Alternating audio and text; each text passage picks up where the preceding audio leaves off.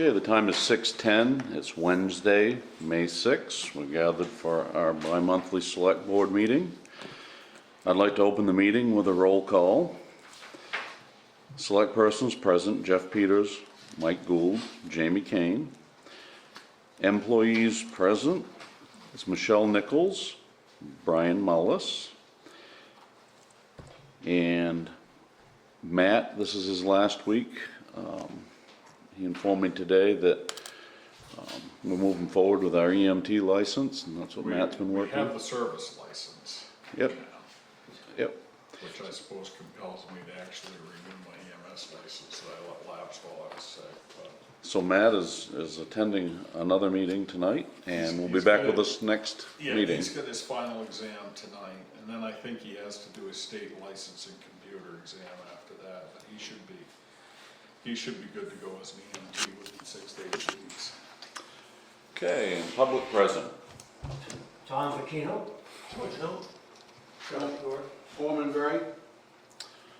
Okay, let's open the meeting with a pledge of allegiance. Please remove your hats.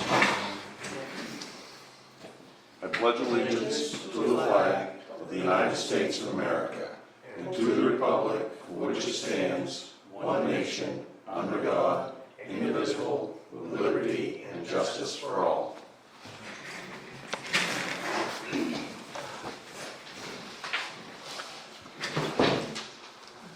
Okay, first up is discussion with Alyssa Ellis from the Office of Cannabis Licensing Policy. Yes, and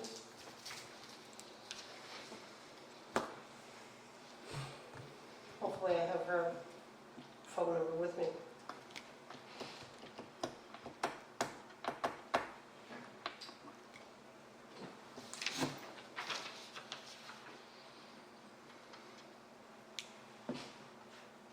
This is more or less a question and answer session with her.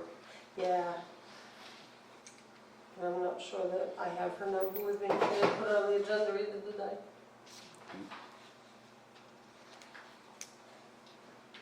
Let me check right here.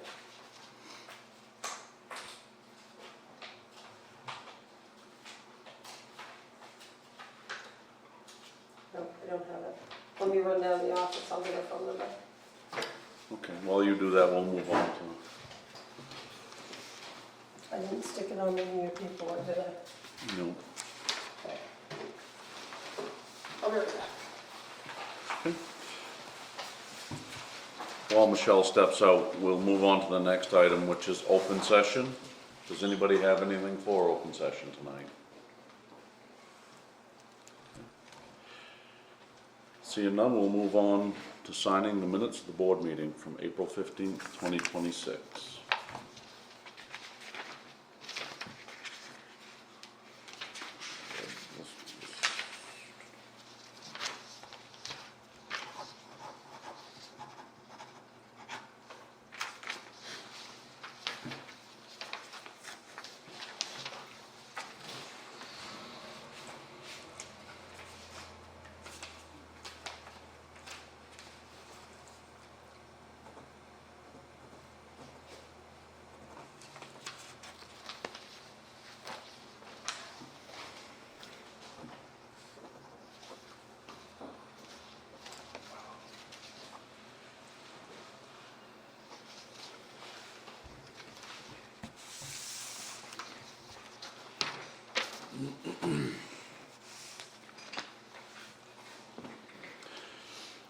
Okay, next we'll do a review of the treasurer's warrants. Payroll number 29, 30, 31, and 32.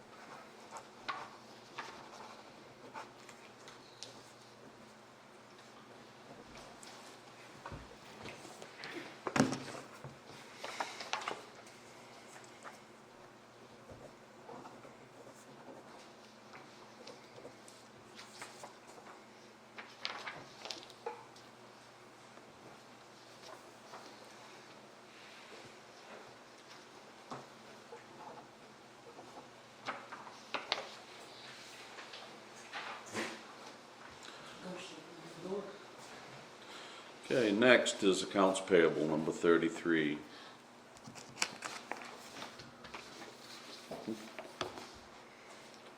It's awful big for being little.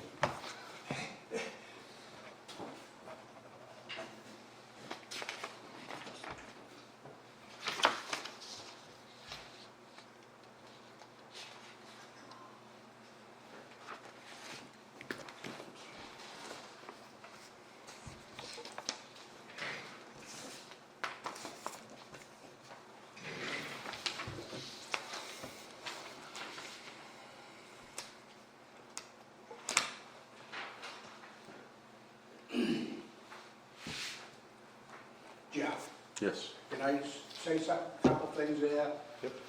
Up to the ball field, we had people driving across when the gate was shut. Yep.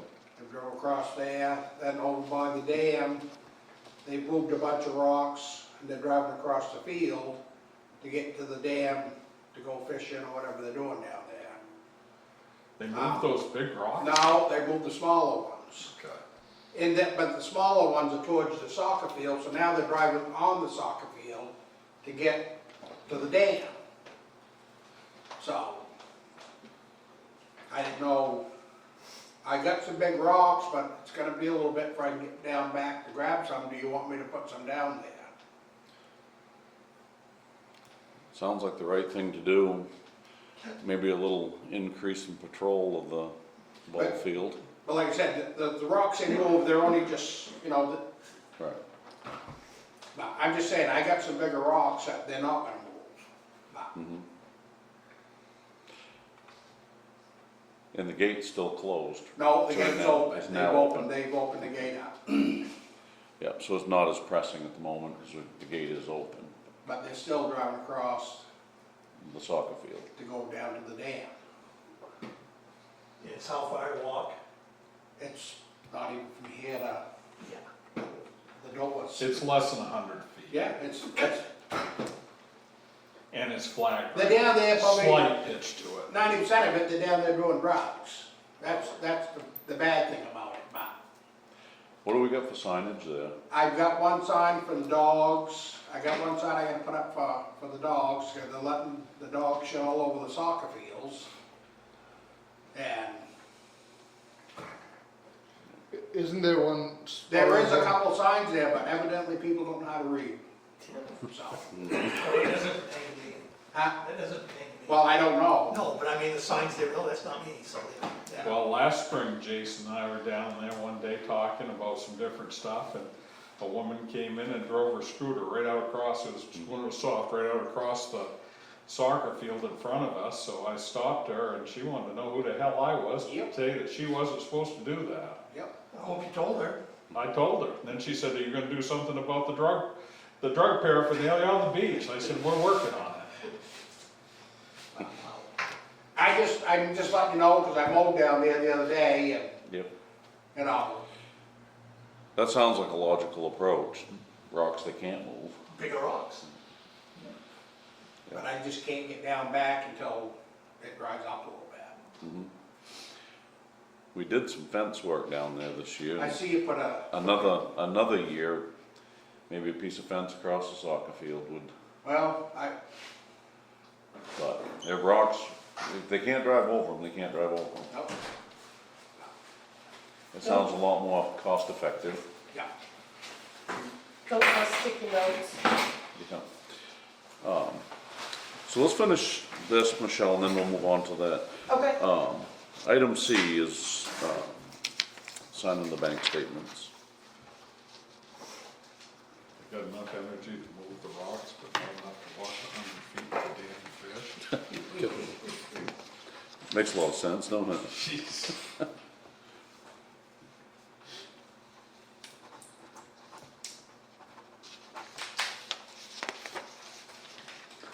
I think Norman nailed it right on the head, though. I don't think it was about getting down there to go fishing.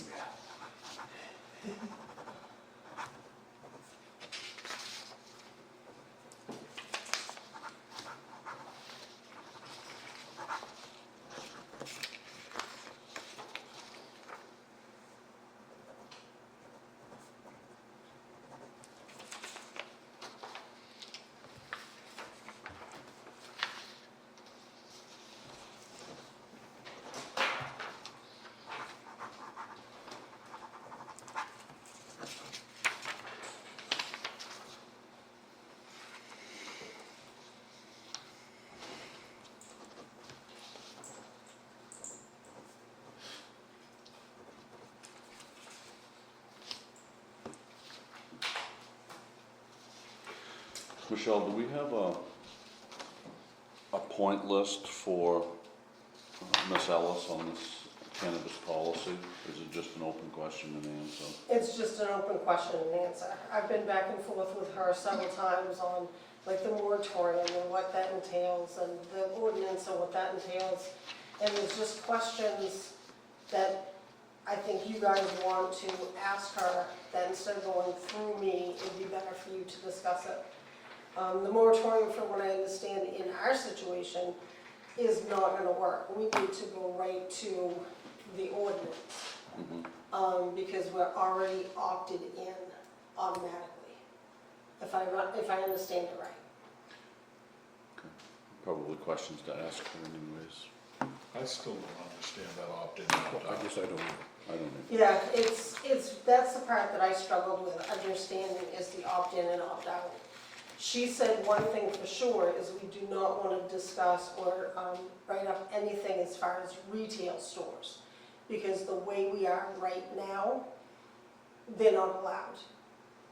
So, and a lot of the ordinances that I printed off from other towns had the retail stores in their ordinances.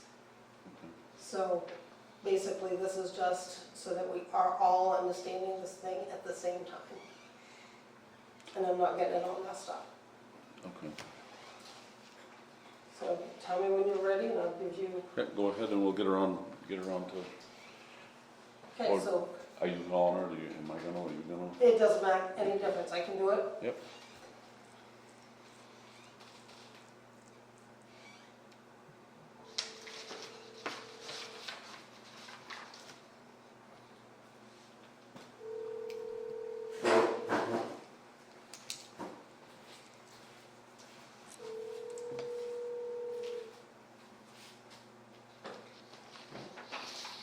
Good evening, Ms. Lisa. Hi, this is Michelle from the Sangerville Town office. Hi. Hi, I'm sitting with my board and our residents, and we would like to ask you some questions on the cannabis issues. Yeah, absolutely. Go ahead. I guess, my name is Jeff. I guess the first question is, I don't think any of us clearly understand the opt-in, opt-out and what the scope of that is. Okay. So it's different for the adult use and medical program. For adult use, you have to opt in for anything. So that one's easy. Medical is different. You have to opt in for retail stores and what we call inherently hazardous substance extraction, which are extraction labs that use flammable gases. Everything else is automatically allowed, and you're not allowed to prohibit it, but you can regulate it like you would any other business in a town. So you can require them to have permits, you can put in zoning and say where they have to go, you can limit how many there are, you can limit the size of them, things like that. Okay. And once they're already established, I'll give you an example. We have a grow house next to a church in an area populated by mostly children. And that's one of the flags that got us headed down this path. Where do we stand? Right now there's nothing you can do. You can adopt an ordinance that provides some kind of provisions, like distance to schools. You can add whatever you want, distance to other things. I think I'd sent her examples of other towns. Some have very restrictive things, like you have to have permission from every abutting neighbor and things like that. There's so many different options you can do to try to limit where they can be.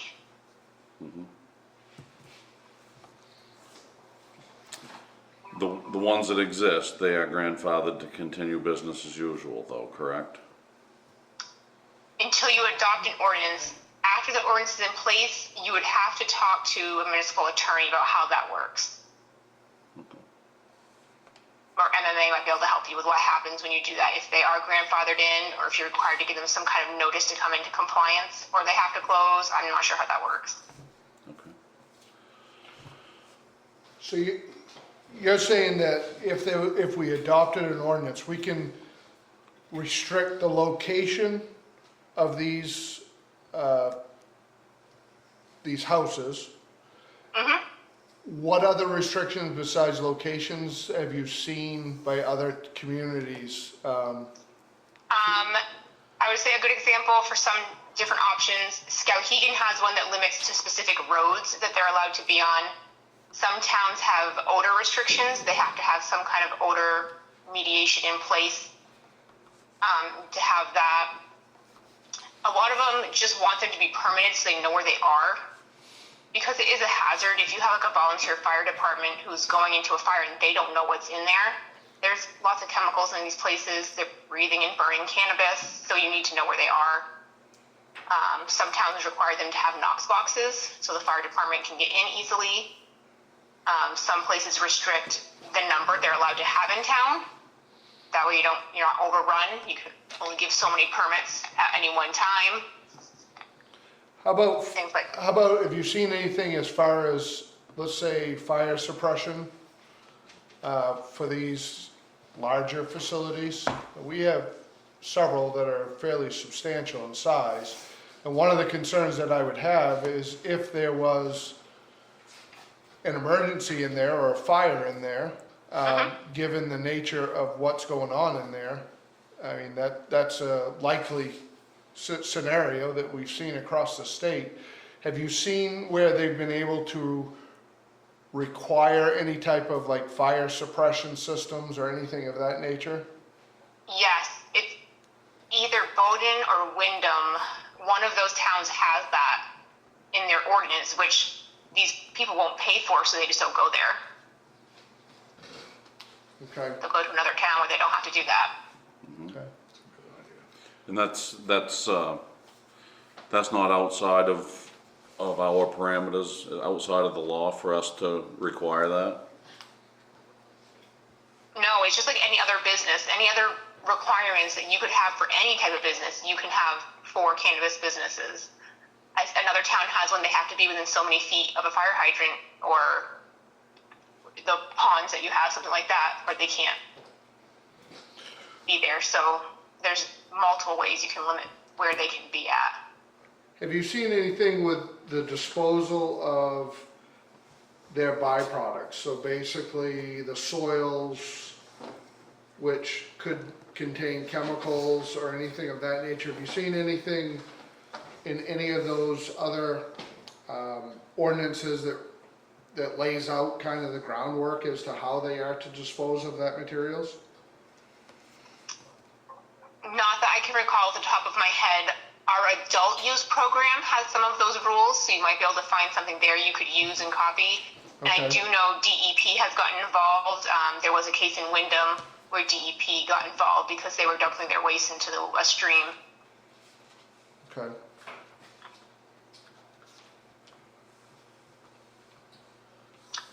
The medical rule for us just says that it has to be rendered unusable. So they have to mix it with soil or something like that. Okay. Is it common for there to be multiple people growing in one building? Is that something that you're seeing a trend?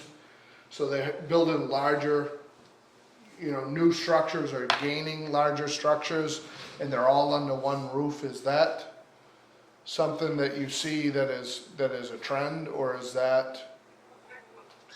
Yeah, we see that everywhere. A caregiver is only allowed to grow a 500 square foot canopy of mature plant and Right, 1,000 square feet of immature. So a bunch of them get together, each one has one 500 square foot room, and they all grow in the same building to maximize the space. is there restrictions on those rooms? So can it just be like a wide open room and they say, okay, this 500 square feet is for you? Or does that have to be walled off, locked off, or is it accessible by anybody? And the reason I ask that is because if they are required to wall that off or lock it off, that again poses a potential situation for the firemen if there was an emergency situation in there. Or is it, can they just have it in the big open room? They can have it in a big open room as long as they keep the plants separate and labeled Okay, to whose are whose. okay.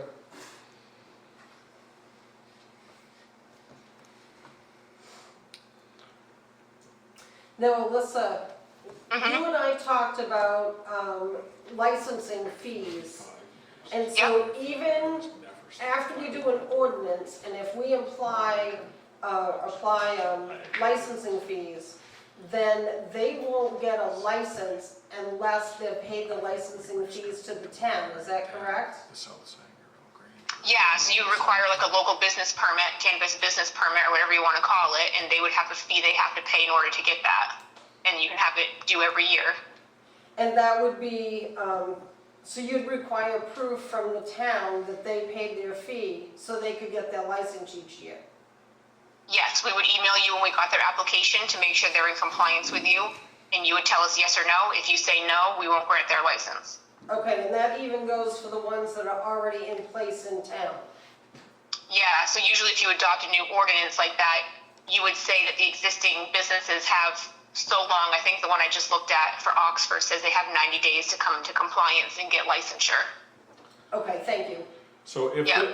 if they're in violation or we don't, of our rules and you don't issue them a license, is it a crime then or is it a civil infraction? In other words, can we go in and seize the plants and shut the operation down? Or do we have to go through a series of court hearings before we do anything? That is really a legal question, and towns have done it differently. I know Madison had one. They had a store who refused to get the license. They had to go through the procedure a town does to get like a cease and desist and take him to court because he fought it. If there's an illegal grow happening, they don't have a license, then law enforcement can get involved and seize the plants, and our office will go in and help law enforcement do that.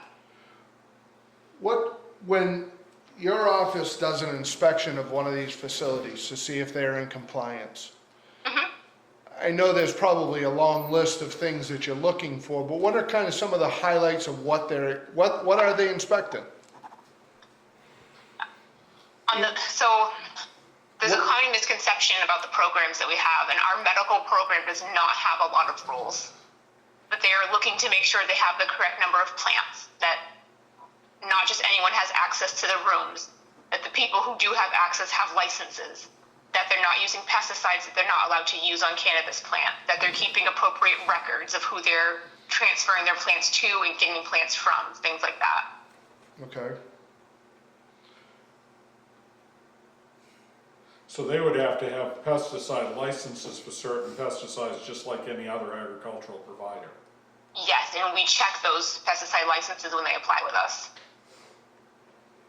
Are We these, check their main revenue certificates to make sure they have a sales tax account, all that kind of stuff when they apply.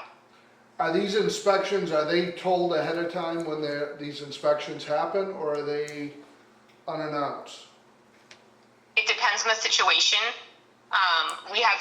We don't have time to inspect every single one. Right, So we have certain red flags to do what we call a pre-inspection before licensure if there is a red flag. Those are not pre-announced.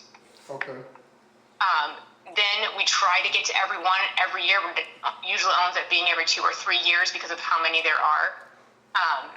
And usually those are scheduled just because we can't waste time driving out there and they're not there.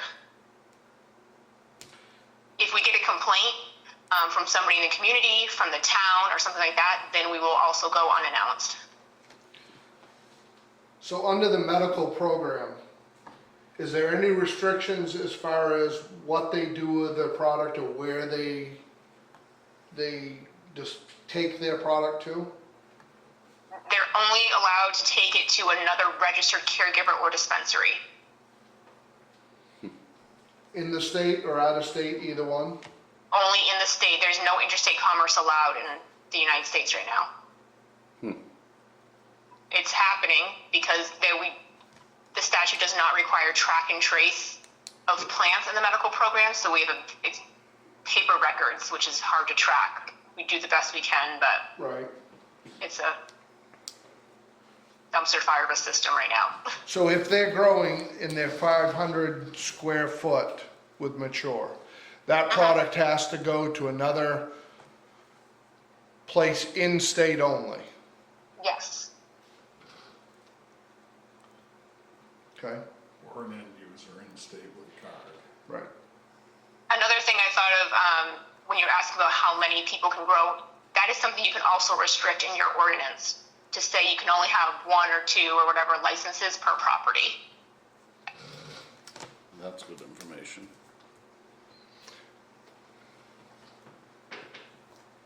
Does Maine State Department of Agriculture or USDA or both have inspection they can do on these grow houses? Or, I mean, whether there are pesticides involved and licenses and disposal of containers and so on and so forth?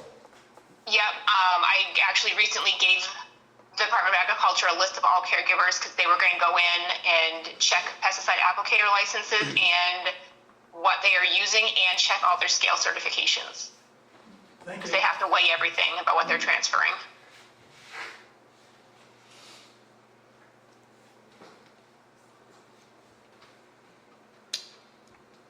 So, does anybody else have any questions?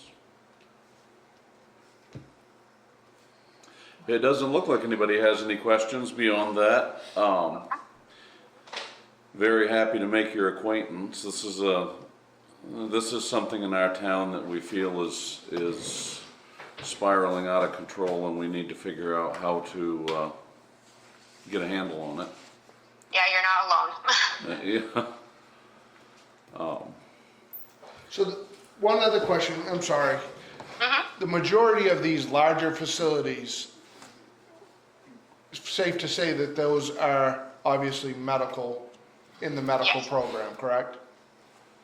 In your town, they're all medical. Thank you. The difference in the process with the adult use is when they apply with us, they get a conditional license and they have to give us a local authorization form to move beyond that point. So you would never have an adult use facility in your town without knowing about it. Okay. So what you have is either illegal or medical. Thank you.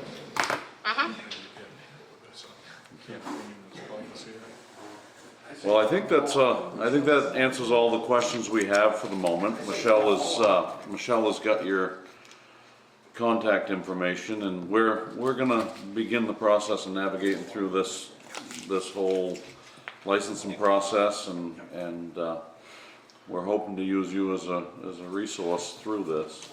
Yeah, reach out again if you need help, and good luck. All right. Thank you. Thank you All right, for have a good talking night. to us this evening. Thanks. Yeah, you're welcome. Bye. I think that was more informative than anything I could give you. Correct. Even if it's Democrat. All right.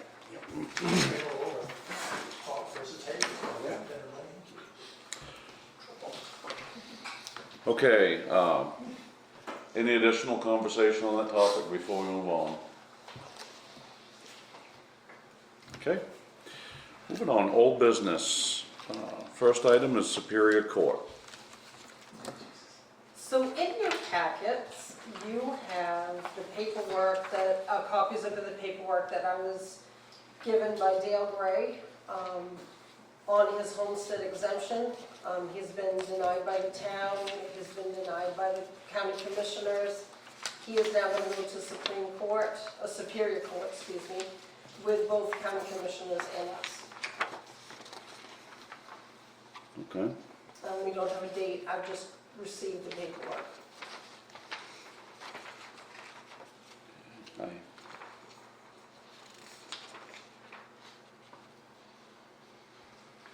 When we have to go to court on that, I'll try to be back on board and attend the proceeding. Well, this is a motion, this motion's gotta be dealt with first, before there's a court date. Oh, the court hasn't. Yeah, this is a agreed. motion. Did you So, see it? so, no, I didn't, but I don't make a class anyway, so I'll read it Friday. Okay, so at this point, there's no decisions to be made, this is just informational, Yes. okay? Okay, moving on, item B, tax acquired policy update. Okay, so our policy that we had before for tax acquired property was done in 2011. Since then, the law has changed, so I just rewrote it for you to review before we actually have you sign it. So this would be a sample of, that you've prepared of Yep. what the policy would look like amended to meet the law. Yep, Do we have any tax acquired property we're moving on right now? we have one piece that we're sitting on, Down near the corner of the golf road and Yep. 23?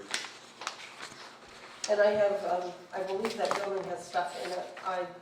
I haven't been down there, other than, we've just, have not put it So out we, to sell. we technically own it at this point, though, Yes. right? Mhm. So what has changed, Michelle? So in the old policy, we just did it by taking bids. We put it in the newspaper that we were taking bids for this piece of property, and the townspeople would actually be able to just write up a bid and say, I'll give you $10,000 for it, and the board could choose which one. Now the policy is that you have to put it with a broker. We have to track all of the costs associated with the liens, the court, whatever court things that we have to do, certified mailings, we track all of that. When we sell the property, then we take our costs out, but then we mail or write a check to the old owner for the balance of that sale. Which is, since I've been a selectman, is how we've operated. We did that in the We've camp only done house. one, yep. That was the only one we did, but we did that pretty much to the, well, not pretty much, we did it exactly to the letter of the law. Right. So the other fly in this is, if the town says, you know, I just really like to have this corner, and we'll make it a park, and we're gonna, you know, the town's gonna use it, we have to have an appraiser come in and appraise that property, and then we have to pay the old owner what the property value is. Where before, we could just choose, we're gonna keep the property and turn it into a park or whatever. And this reflects changes in the state law. It does.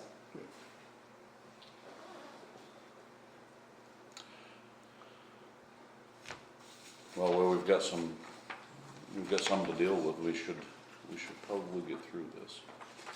So I just thought I'd give it to you tonight so you can look it over. If there's anything you want to change or add, we can, and then have you sign it at the next board meeting. Okay. And that's also the same way with the remote participation policy that I was given just before we came over. That's also the same thing. Just look it over, see what you think, if you want to change anything. And I also gave you some information from MMA that goes with the remote participation policy. Mhm. And we can adjust that and then have you sign it at the next meeting. Okay. So again, this is,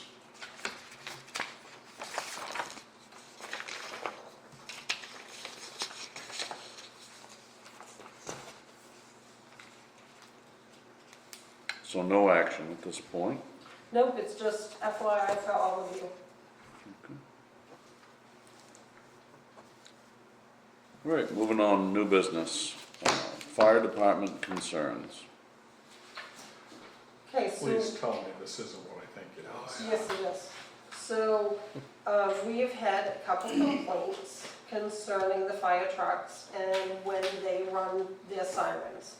There's been a couple nighttime calls, and the sirens have been run from the station out to wherever the fire is. I have looked at some of the legislation, Title 29A, Chapter 19, and subsection 6, emergency lights and audible signals. You also have this in your packets.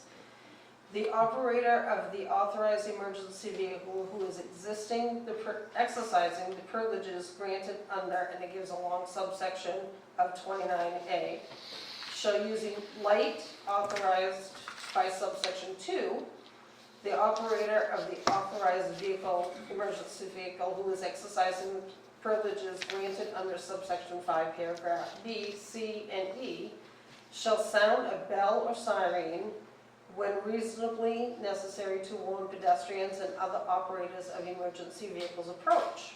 So that's one.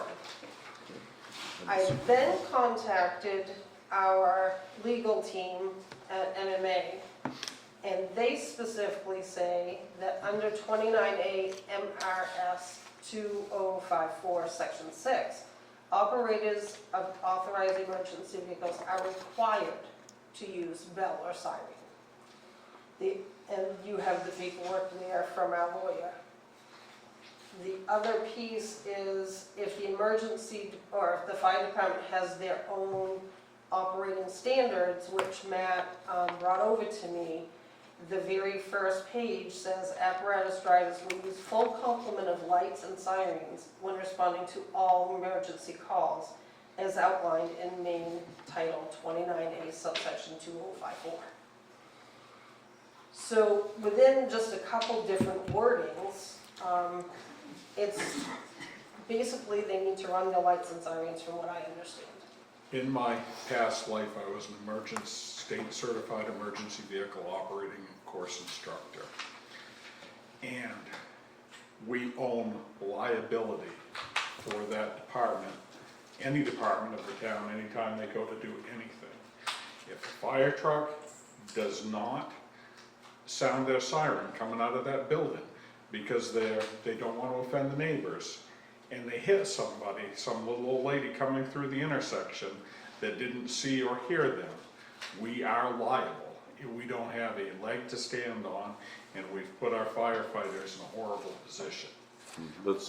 That's my interpretation of our legal opinion from MMA. When I read this, that's how I interpret it. Now, is this their policy?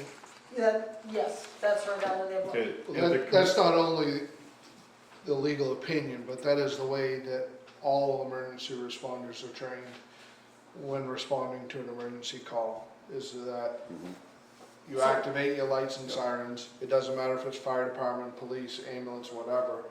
And anything short of that, you are accepting responsibility and liability of any Huge. action.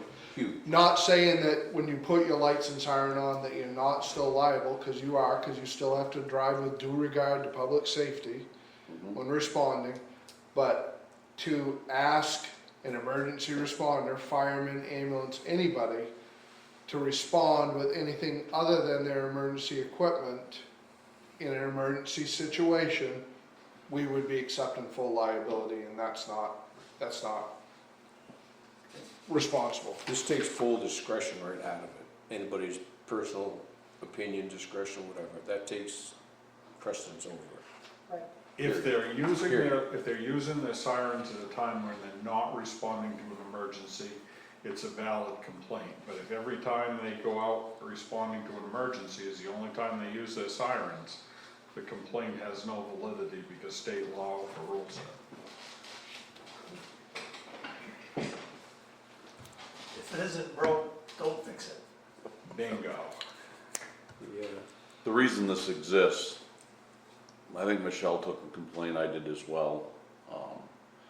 And the people complaining have a granddaughter that stays with them, and she had tubes put in her ears. And that was why the complaint was brought, and rather than me try to deal with it, I brought it here for all of us to deal with as a I group. understand that. But Yes, Food for thought. I understand both sides of this argument.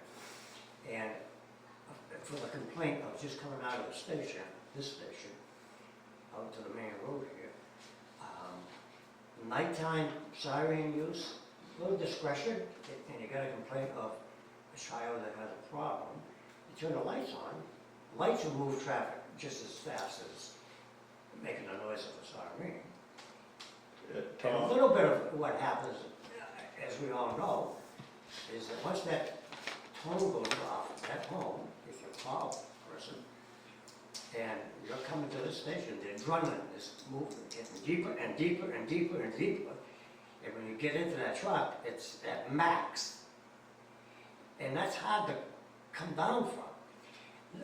If the law says what you're reading to me, so be it. But there is a little bit of discretion here on behalf of the operator. Tom, just so I think everybody does know, but would you mind telling people what your background is?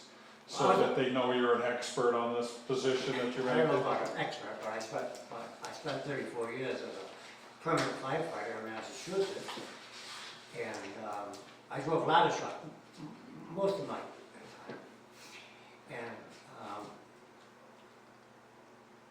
I seen better use, and it's hard, because when it's like a full-time fire nurse's call, they have a thing called a stinger light out there, or you can use your spotlight.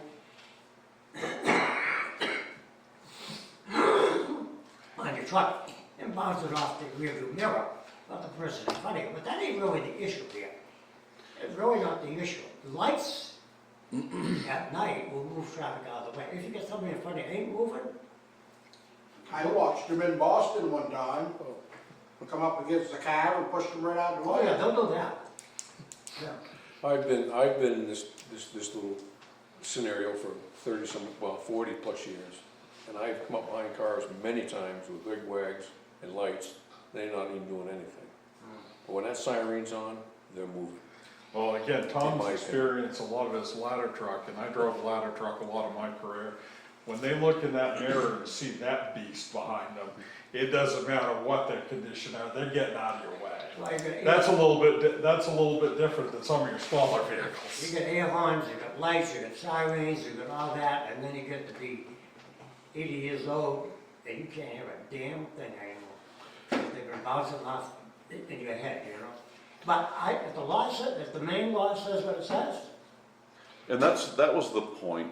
This was brought to me, it was brought to Michelle.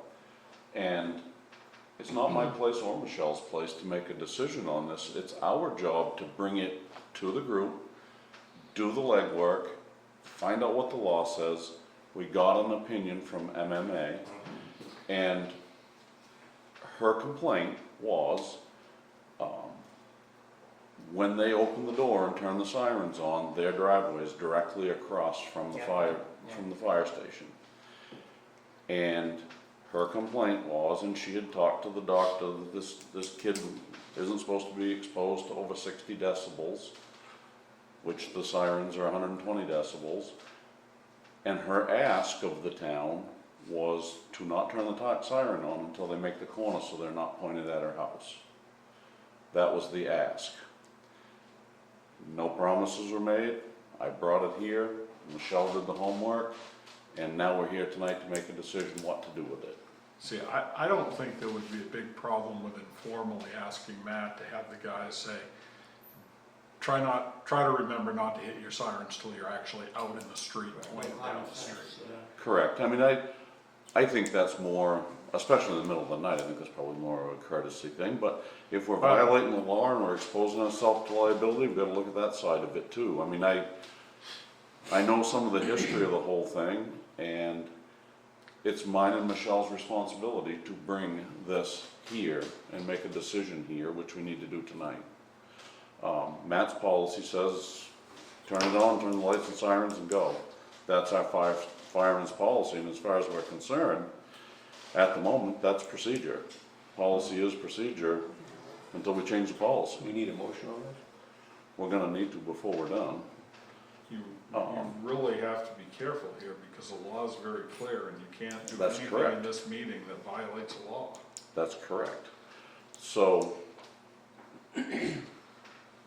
that's why this is here at this table instead of making any decisions outside of that.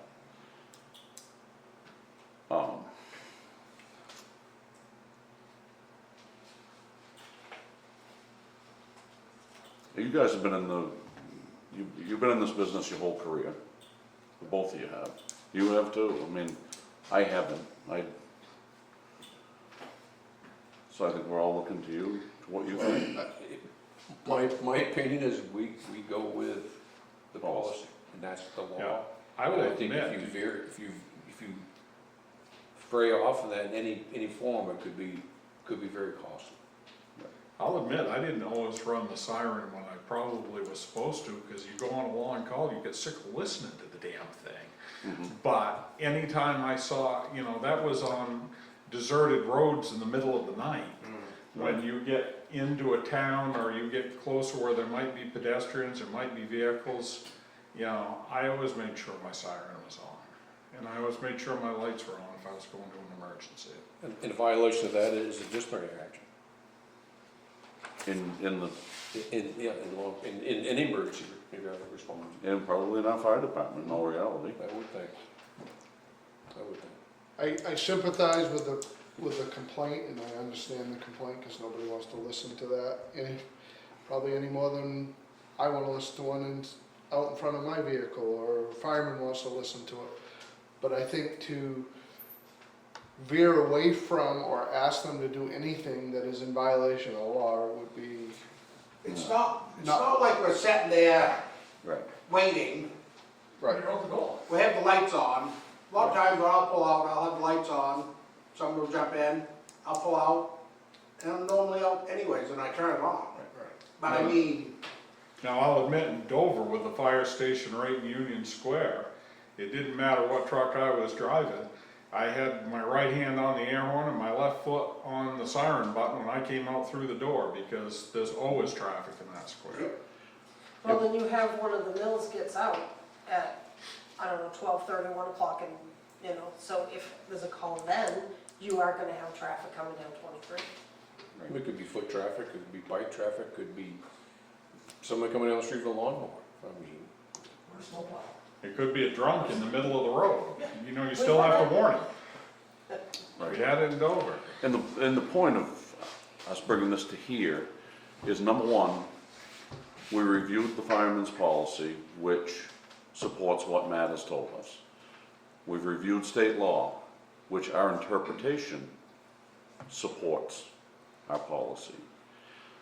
We've gotten a legal opinion from MMA, which clearly supports our fireman's policy. So at this point, we kind of got it a little backwards. We've had the discussion. We'll need a motion on what to do with this. I make a motion, we leave the policy of the Sangerville Fire Department the way it is. I second that. Okay? Any further discussion? And a vote? It's a vote.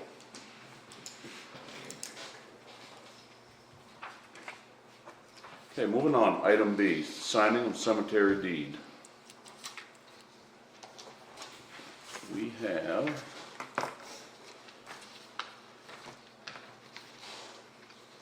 I'm gonna struggle with that last name if I'm reading it. I had trouble too. I think it's Rahosky, I think is how you say it. Rita Lahotsky is going to be my best guess at it. I apologize if I get it wrong. Has purchased some lots in the Knowlton Mills Cemetery. We need a board signature. How many lots are there? I think she bought 2? 2 or 3. There haven't been any lots left there. Let's see that. Southeast corner. So we need to sign just the cover sheet, Yep, correct? just cover sheet.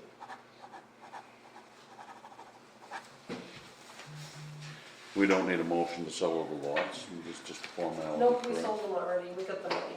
Yeah, okay. And then I'll send it in to be recorded at the registry.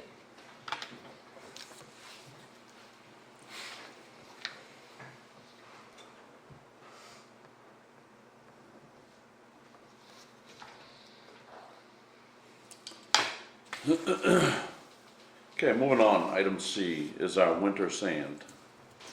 So Rusty came into the office and mentioned that he was trying to get his summer schedule set up, and was, if he was going to sell any sand for winter maintenance to us, he'd like to get it into his schedule.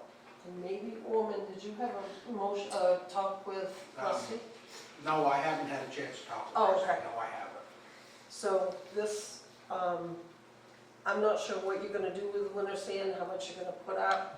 That's why I had Orman come too, because I would think that he would know more than I I do. think that needs to be the primary topic on this next road committee meeting, just before the, what was it, the 20th?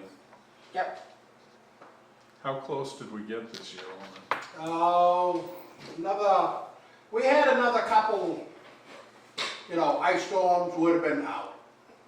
I mean, I chewed up a lot of it. So we probably need to increase the total amount by I would- 20% or so. I would put some extra up. Did we have enough salt through the year? Yeah, we had that, she ordered a couple extra loads there, but still, I mean, no, the salt was good, I tried to just do the salt sand and it was actually mixed good, so. The only problem I got up there is that the salt shed, Yeah, you told me that. Yeah. it needs some, DLC. yeah, it's that hot top that, it's been dug out so much now that the hot top, it's all through it. Then it gets into the Mix, Gets yeah. into the sand, I already chewed up a brand new chain, so those are $1,400, so.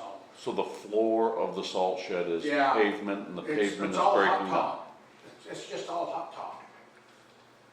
That's odd, isn't it? They should have cemented it, that's what they should have done when they built I it. don't know how cement salt and would- salt respond to each other. Not well. Not good. That's probably why they Did hot they- topped it. Did they do the hot top and then build it on top of it later? I don't know how they did it.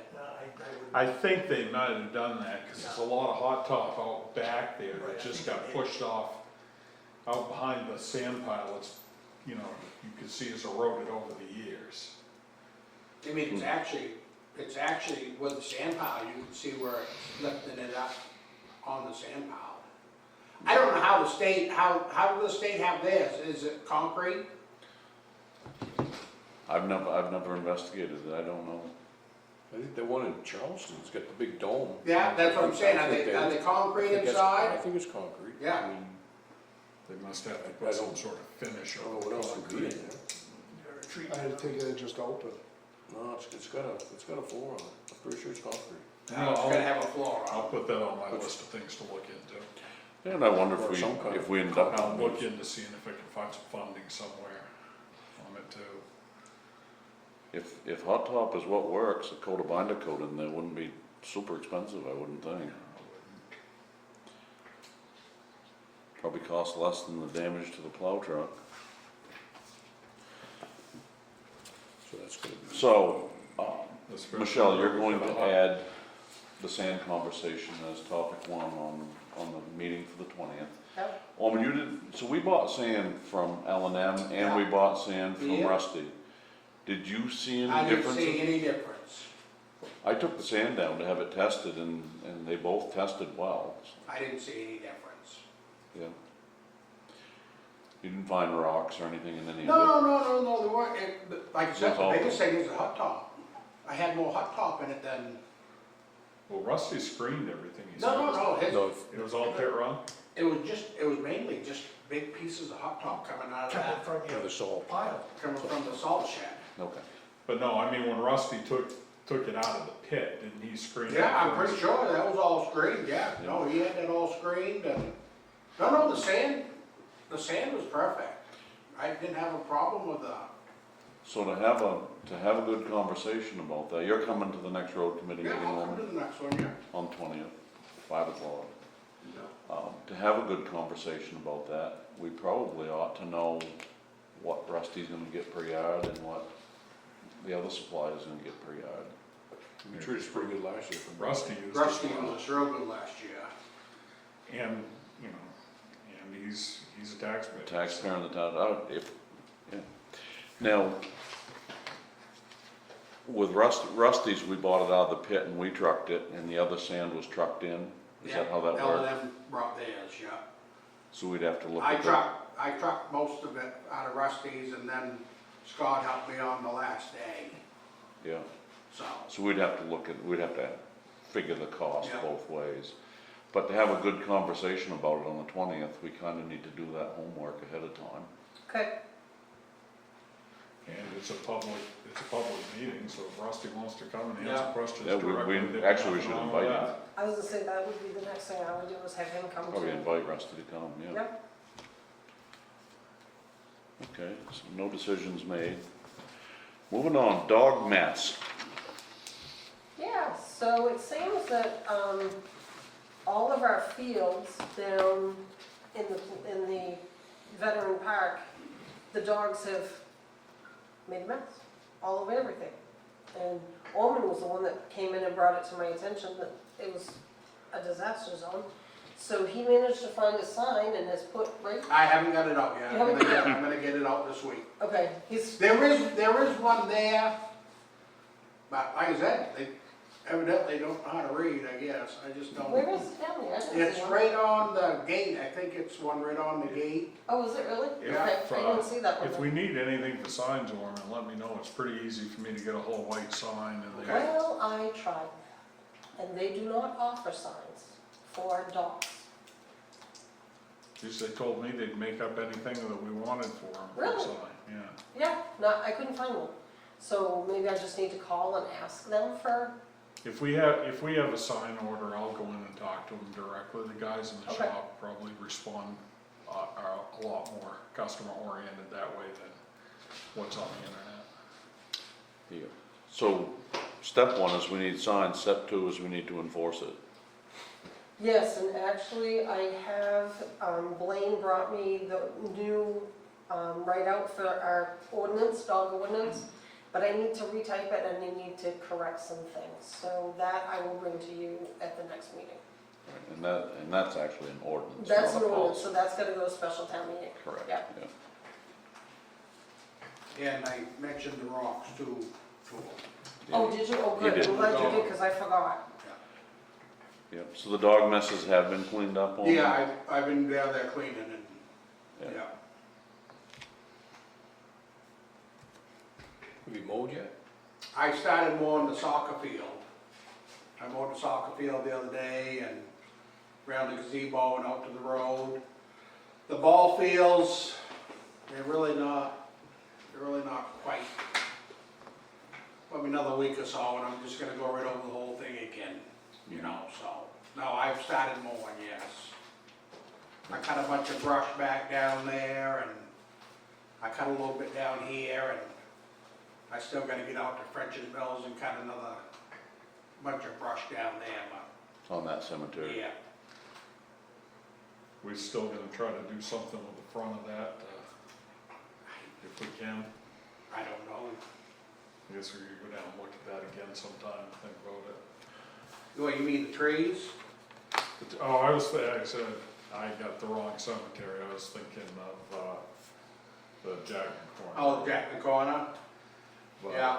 Those trees, at some point, we gotta deal with. Yeah, I those know that trees. pine tree, You know, French's Mills. well, there and French's Mills is. yeah, Jack the Corner's bad. Those, Yeah, those they're on four, borrowed time. those four big trees in the front of, French's Mill Cemetery, they're gonna be expensive to take down, but they are really hitting the point where they're a hazard. Yeah. Okay, next, drug-free and no smoking areas. So I did a little bit of research for drug-free zones. And it's quite a process. I have given you samples and laws governing this. A lot of these zones are related to sex offenders, keeping children, again, away from sex offenders. I did find a couple of different pieces where it did talk about marijuana and other drugs, and it even gave different schedules of drugs. You also have to have the Commissioner of Public Safety give you the wording for your sign. So I emailed them, and I have not heard back from them. But again, I've reached out to MMA to see what their take on it was.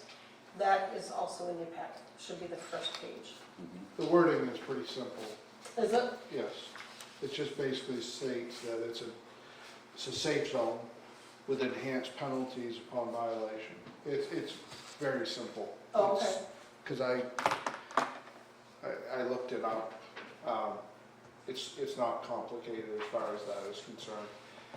It also, in thinking about some of the concerns that have already been brought up as to what is being used and what's going on out behind our rec fields and everything of that nature, that will enhance those penalties if that type of activity is being partaken in on the town property. Well, and I've been down there kayaking with my grandkids, and Yeah, there are needles and stuff down there. yeah. So, it also seems to be that there's 1,000 feet.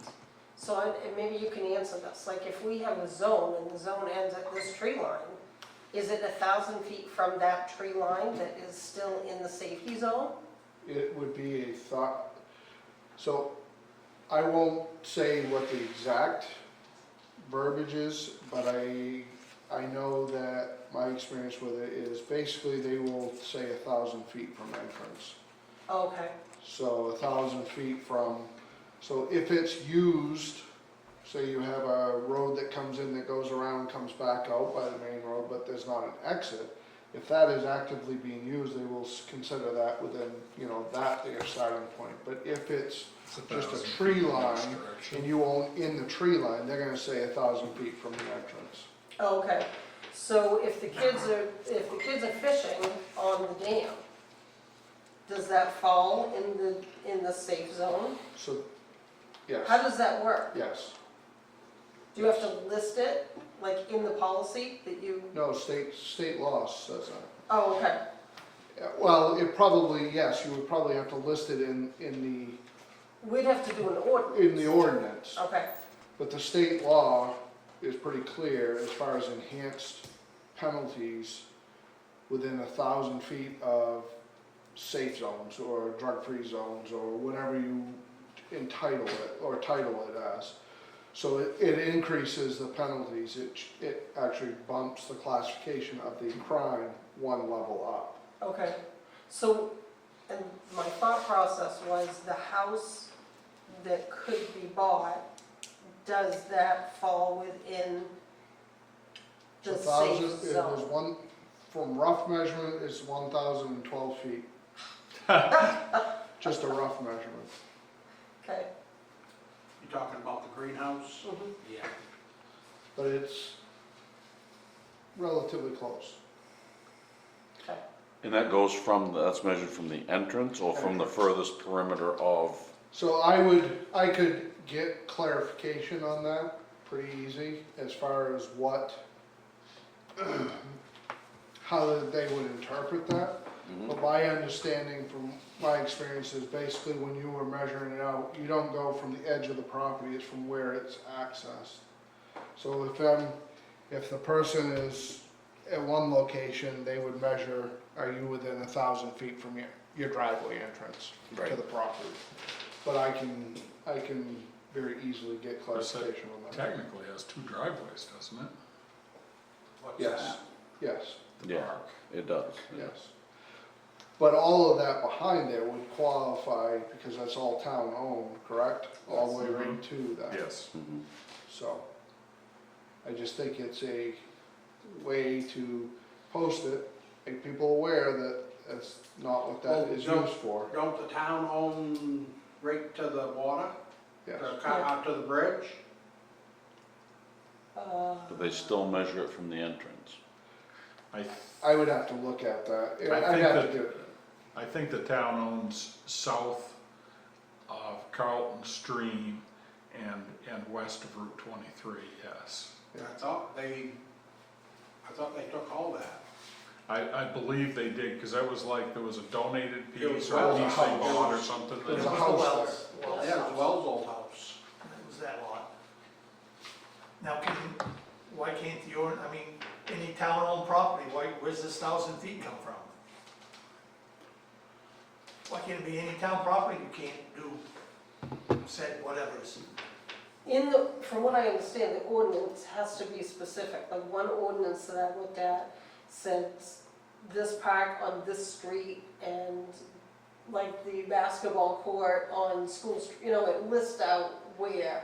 Yeah, but The safe all zones town-owned work. property, this is, It's all recreational, you yeah. can't do this on all town-owned property. And that was one of the big reasons retaining this piece in the center of town will pay dividends for us. Yeah, because we are gonna have that made into a park. That is now a park, and that's Yeah, gonna, so- that 1,000 foot's gonna apply to that, I hope. That was part of the hopes. So I why didn't did they think say about 1,000 that at the feet? time, but it is. 'Cause that's in the it is a- law. That's part of the law. That's for the enhanced penalties. Okay. That's where the enhanced penalties is. I mean, So they won't enhance the penalty if it's already in ordinance, it's done on town property? if it's not posted as such. All right, so you're just gonna post it. Right. It needs to be posted, but we need to have an ordinance. So that's the same thing, like if it's within this, a school School zone. zone. Right. I would say there's a lot of school stuff in there and all the reading that I was doing. Correct. So the other thing, so that house is at risk of becoming one of these places we were talking about earlier. Is that my understanding? The house we're talking That's about? from what I understand from the phone calls we have received on purchasing that house. So without, I think we need to approach this, especially in a public forum, that any property in town could be at risk of becoming one of these facilities. we're using that as an example, just at this Now, point. where's the, I'm sorry, Jeff, where's the one right here in town by the church? Is it up on Dowdy Hill or is it over here? It's on- So it's over It's here? on Church Street. Okay. How could you Second not, house after. how could you not smell Yeah, it? I didn't. No, I didn't caught know. on. That's not a skunk you've been smelling under the steps. Quite strong, quite strong. Okay. So, no action taken on that at this point. Other than Michelle, you are gonna look at the wording for that Yep. drug-free sign, drug-free zone sign. Okay, next, Old Town signs. So we had a gentleman call, he drove by here and saw our sign, like our town of Salem sign is fallen off, it's rotted off the post. And his son collects signs and wanted to know if they could come pick it up. He also mentioned a couple signs that are up to the town garage, which I went and looked at those, and we don't want to give those away. That has to do with Maxim and Oaks. And there's another sign up there. But again, the town garage sign, town sign is still standing up there, but it's starting to fall apart. So they just wanted to know if it was possible for the son to get the sign.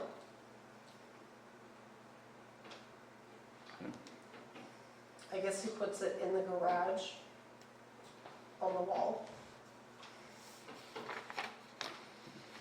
What are you guys gonna do about a new sign anyways? I spent, before I went out sick, I spent some time looking at replacing those signs is gonna be an expensive undertaking. Who did the sign, did your father do them? I'm not sure. Yes, I thought your father did a bunch of them. Probably did. Before we give anything away, I mean, I know it's down and I know they're in rough shape, but maybe we wanna have somebody take a look and see if they could rehabilitate those signs. Yeah, we got a historical society that may have interest before we go Right. giving stuff away. I'd make a motion, we retain ownership of the signs until we've talked to said parties. So I can give them to the historical society to sell. Any further discussion on it? Okay, vote. Okay, we're gonna just keep the signs till further notice. Okay. So last week, you met with the forestry committee, and you had an agreement that you entered, and you voted at that meeting, and Mr. Jim, I can't say his last name, started the application for the grant program. So you just need an official vote again in this meeting, which is that's what you decided at that meeting. Bring it up again. Okay. So as Michelle said, we had a forestry committee meeting. We met with the Maine Forestry Department. They had a representative here. He went through their management partnerships and opportunities with us. The forestry committee, they voted that we sign up with the state of Maine. the selectmen, we were not in a formal meeting, so we was not able to do the same. We were all there. So I'd like to make a motion that we follow our forestry committee's advice and sign up with the Maine Forestry Department and take advantage of their management they offer us. So what are they gonna offer you? That you So- don't already have? A lot of it, or most of it, is navigation through understanding the programs, understanding how to maximize, like there's programs out there for invasive species, understanding them, thinning them. There's programs, there's advice, there's even some of them with money available.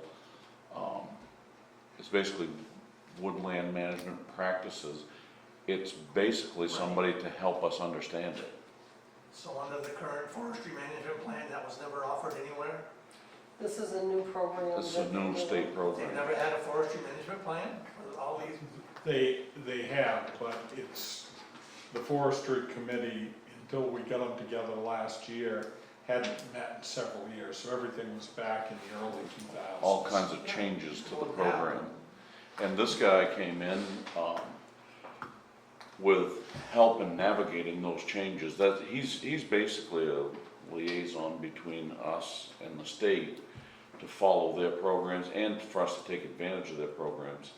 I have some woodland myself, and I found it quite informative talking to him and understanding our responsibility Right, with our lots. I think they'll pay for 90% of our plan, well, that'd be fine, by the but state. Right. I would hope that at some point in time in the near future that we can have an intended harvest on that lot instead of This was, turn it into oil. That's kind of what That's we're what- going, that's kind of It'll been take 10 years to get there. the driving force, right. yeah. So that's how this guy ended up in the middle of it. We were looking at foresters and who to get and what to do. Right. And we ended up being in communication with him, and he brought this forward. Signing up under them really gives us some big benefits in writing our plan, our harvest plan, and our maintenance plan. And everybody, like John especially, the chair of the board, he seemed very enthused about it. Again, as a group, we're not forestry people. That's their. Oh, no, well, John's. But in So- sitting through his presentation to the forestry committee, I felt like it was a no-brainer myself. That's State my opinion. forester. Yes. Okay. Who was that? You had to ask me, George. Okay. He's got a last name that, Yeah, right. I just called him. I'm not exactly sure how to say it. Yeah. And as of yesterday, I happened to stumble across the survey maps for the government land, I saw for both of them. So that was, I think what we need to do, because it is such fragile paper, is to maybe go to the registry of deeds and have them photocopy it, so that we can write on it. Jim Ferrant is his name. Ferranti? Ferranti. Ferranti. What kind of local guy? Yeah, I think he's right handy here it. somewhere. Yeah, I want to But say, Greenville? he's not very Okay, far. okay, Yeah, yeah, yeah, okay, yeah. Greenville. Yep, I call that local. I got his card right here. Who's Greenville? so, motion's on the table for the select board to follow the advice of the forestry committee and sign up in the state program. Second. In a vote? Okay, it's a vote.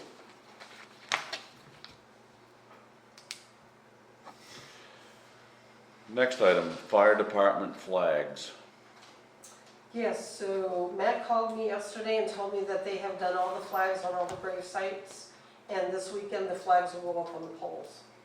So those will be, and those are all brand new flags and brand new poles that are going up. I don't know if you noticed on Did we Warren. go to Bangor and get the new holders that he didn't have? Yep. Okay. Yeah, actually, he delivered them to us. Oh, okay. So, on your warrant, you had 2 Freightliner checks. Mhm. We mailed one check out on the 23rd, and it has not gotten there yet. So I sent him another check to see if that would get there any faster, because he wanted to have his money as soon as possible. So if he gets the first check, he's sending that one back. I tried to get him to wait a couple more days, but he actually wanted to have the money the day the truck was picked up, but nobody told Matt that that was the case. Otherwise, we would have done the check for them to pick up with. So one of those checks will be returned. I'm not sure which one, but You're on to babysitting that. I, Okay. yep. I emailed him and told him when it was going and what the check number was, that would be good. Mhm. So we'll see what happens. Okay.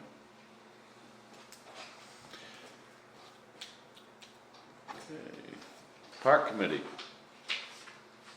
Yes, the park committee. I met with them and had got them sworn in. They are prepping the gazebo with mulch, because the prom is May 16th. Mhm. But they're not sure if they're gonna have as much traffic down here this time, because the prom is actually taking place in Greenville. So they're gonna prep it just in case. But they ran into a bunch of hornets, so Matt was gonna go over and spray the hornet's nest for them. They did actually order their sign for the Veterans Park, Mhm. and it should be here and be done by, and installed by Memorial Day. And that sign was $1,800, I believe. We only sent them 900 and something as a deposit. They didn't do too bad then for that, No? with what some of the estimates that they were looking at. Mm. Yeah, so it'll be interesting to see. The design is in your packet. All right, moving on, Town Manager's Report. We went live yesterday with Trio Web. So far, it seems to be working pretty good, but we don't have a lot of traffic right now. People just aren't coming out to do their registrations. So I'm hoping in the next few weeks it will speed up. We did have a deposit from the state of Maine for a dog fine for unlicensed dogs. That's been deposited into our account. And then I did double check with Angie Snow on if we need to get into the 400,000 that we have in a savings account, that we can do that with no penalties. And I can do it online and transfer it to our checking account. And that's pretty much it for me. What was the deal with the Freightliner? Freightliner was, go ahead on my It was 820. It weren't going into regen. Oh, So they had to burn out the filters and do a bunch of stuff on resetting the computers and all that good stuff like Jeff's going through. That was the single biggest headache I had with the ambulances Yep. when I ran. More is better. My new pickup is a 26 with 5,000 miles on it. It's doing the same thing for the 3rd time. All right, Road Commissioner's Report. I have a list. You have a list? I have a list of what I need to do for the road committee, so. Yep. So we had prior to this meeting, at 5 o'clock today, we had a road committee meeting, and we discussed all the hot topics, the complaints we've received on the dirt roads, and mapped a way forward to getting through those complaints. Our next selectmen's meeting on the 20th, we'll be opening the bids for our Summers paving project on Flanders Hill. And we're looking forward to that. Meanwhile, we're working towards outlining what we're gonna do with our summer maintenance budget, which roads are gonna get attention. And that'll all come on a meeting on the 20th at 5 o'clock before the selectmen's meeting. That's it for the, One question. feel free. Do you have an estimated time? I kind of walked into the honest mess this morning, I mean, I said this afternoon, but they're gonna start grading, like the Rockland Road, the lower half of Rockland? So, Because they ask me all the time, I don't know why they think I have the answers. That's because I tell everybody you're the mayor of Brockway Yeah, she now. did say. That's what I tell them too. so my understanding is that is being done, as the road's drying out permits, and we got a week of rain coming, so there's no concrete answer. And he has other obligations to other towns. That's correct. Yeah, one of the things I put on my list is I'm gonna either call or swing by and visit Eric Hansen and kind of see where his schedule of grading and everything lines up for this summer, tentatively. Well, I told people to ask me that I asked, but I did. Have we answered your question? Good enough. There is a greater schedule, then he'll get here. That is When correct. he gets here, his schedule allows. And there was, you know, in the bid, we were later than some of the other towns getting his attention. So, we just have to wait our turn. Do you think that ditching we did on the Brockway Mills Road last summer made a difference with? I do, Okay, good. I do. There's a couple spots there that, I haven't been down to camp since, well, last fall. behave yourself with the fire, you can Yeah. get out for it. No, I think it made a big difference, yes. Okay, let's move on. Select board concerns. Good. Seeing none, we'll move on. Executive session, there is none. Make a motion to adjourn. I second that motion. The time is 7:33 and we are adjourned.